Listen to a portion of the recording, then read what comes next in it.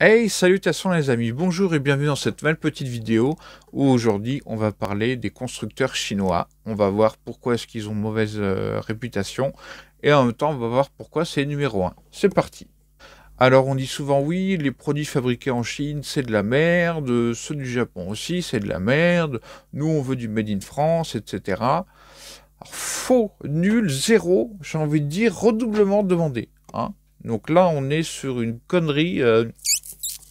une grosse quenelle. Bref, pourquoi? Eh bien, en fait, imaginons un robot pâtissier qu'on va acheter et qu'on va faire construire. Donc, le constructeur, pour des raisons de coût, de main-d'œuvre et aussi parce qu'ils ont pas mal de métaux précieux, va privilégier la fabrication en Chine. On prend un robot et on va demander aux fabricants chinois de nous faire un robot avec le moins de budget possible. Donc ils vont prendre un moteur plus petit, qui va être moins fiable, qui va durer moins longtemps, et donc du coup, le coût sera plus faible. Mais dans la même usine, on peut très bien avoir un cahier des charges qui sera différent, ou alors on pourra nous demander de mettre un moteur plus gros, on aura un objet plus fiable, plus puissant, et qui va plus durer dans le temps, tout simplement. Ensuite, après, je vais vous donner quelques infos. Donc, je vais citer mes sources. Donc, ce sera Phone Android et ce sera éthique sur étiquette.org. Donc, on va s'intéresser à ce qui se dit là-dessus. Le plus important, c'est Samsung. L'entreprise est implantée dans l'Inde depuis 2006 et a ouvert sa 3e usine l'année dernière. Du coup, les Indiens fabriquent plus de smartphones Samsung que toute autre marque. Parmi les autres marques, on retrouvera surtout des marques chinoises, notamment Xiaomi, qui se prénomme Xiaomi, et Lenovo. Ensuite, nous avons le Japon.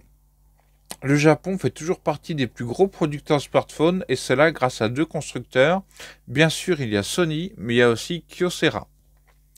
Il ne faut pas oublier Taïwan, qui fait encore une fois principalement 2 marques, HTC et Asus. Les 2 marques taïwanaises fabriquent principalement leurs smartphones dans leur pays, reconnus pour la qualité de fabrication, surtout en ce qui concerne HTC. Donc voilà, c'était un petit condensé, un petit résumé. J'espère que ça vous aura plu.